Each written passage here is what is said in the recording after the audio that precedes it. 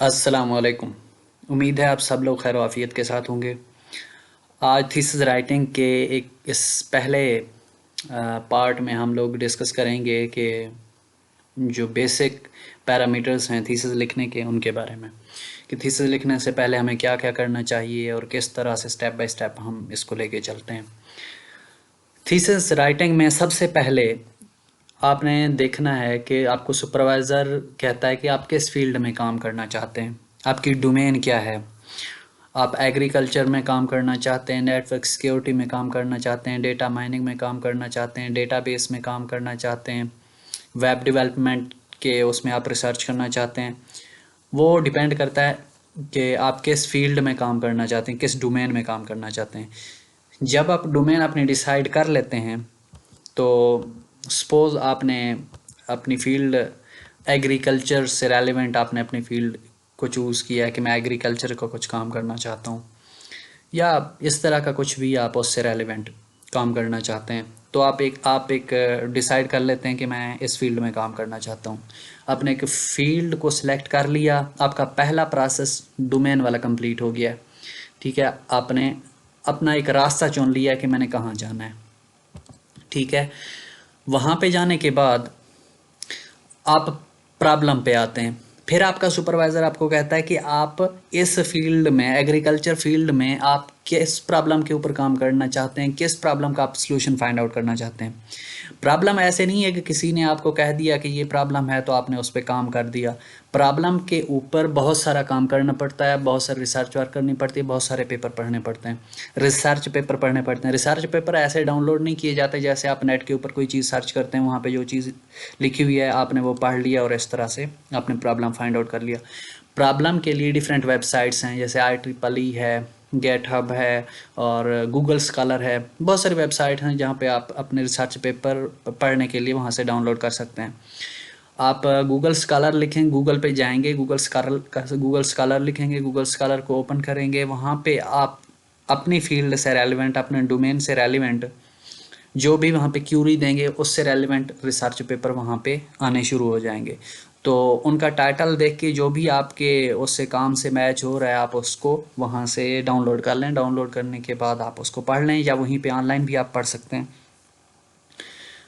जब आप multiple research paper पढ़ेंगे, 50, 100, 500 जितने भी पेपर आप पढ़ सकते हैं, जब आपको लगता है कि मैंने अपना प्रॉब्लम फाइंड आउट कर लिया है, प्रॉब्लम फाइंड आउट करने के बाद फिर आपको एक मज़ीद आप एक स्टेप अचीव कर लेते हैं और आप फिर आगे चले जाते हैं कि इस प्रॉब्लम के अंदर मैं और क्या काम कर सकता हूँ, मैं इसको किस तरह से आगे लेके चल सकता हूँ।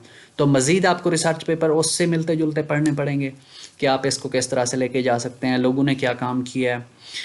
हमेशा याद रखें कि जो आप प्रॉब्लम आप देते हैं वो प्रॉब्लम भी इस तरह से नहीं है कि आपने प्रॉब्लम दिया और उसको प्रॉब्लम उन्होंने, आपके सुपरवाइज़र ने उसको प्रॉब्लम मान लिया।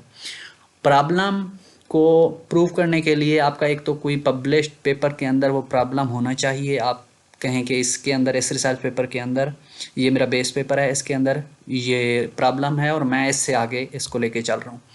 ठीक है, आपके पास वो प्रूफ है, वहाँ पे प्रॉब्लम फाइंड आउट हो गया तो इसमें कोई इशू नहीं है। ठीक है, आप उसको प्रॉब्लम बना सकते हैं।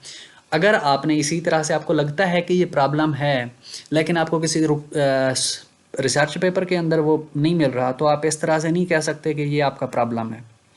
उसके लिए आपको एक सर्वे कराना पड़ेगा। मल्टीपल लोगों से, 200 लोगों से आप सर्वे कराते हैं, 500 लोगों से सर्वे कराते हैं, 1000 लोगों से आप सर्वे कराते हैं। सर्वे कराने के बाद जाके आप उनके व्यूज़ देख के, उनके व्यूज़ के बेस पे आप लोगों को, अपने सुपरवाइज़र को कहते हैं कि इतने लोगों ने व्यूज़ दिए, मैंने उनसे पूछा कि ये प्रॉब्लम है, उन्होंने कहा हाँ ये प्रॉब्लम है।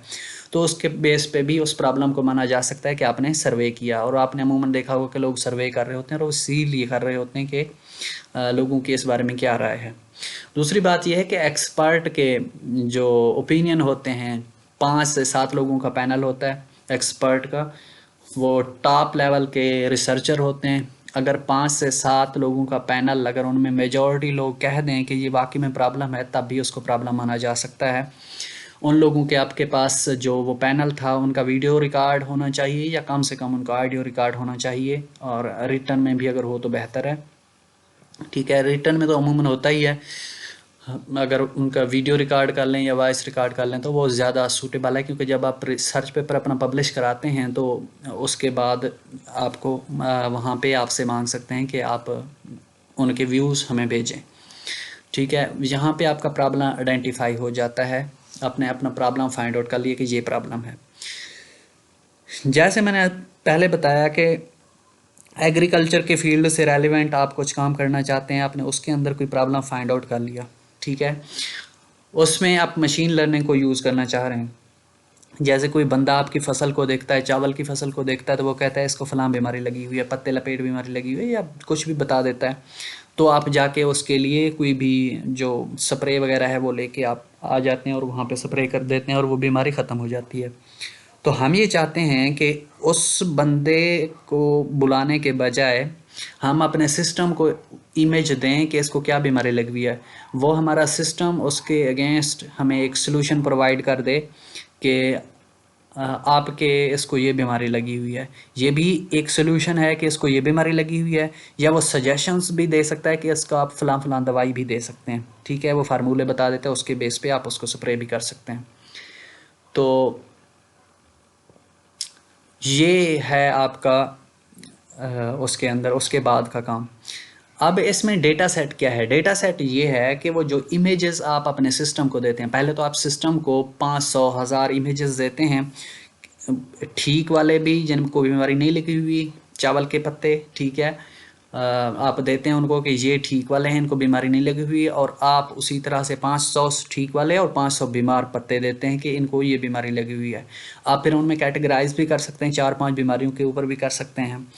तो आप वहाँ पे उनको 4 फ़ोल्डर बना दें कि अगर इस तरह की इमेज हो तो इसको फ़लाँ बीमारी लगी हुई है, अगर इस तरह की हो तो फ़लाँ बीमारी लगी हुई है, इस तरह की हो तो फ़लाँ बीमारी लगी हुई है। जिन इमेजेस पे आप काम करते हैं वो है आपका डेटा सेट, ठीक है।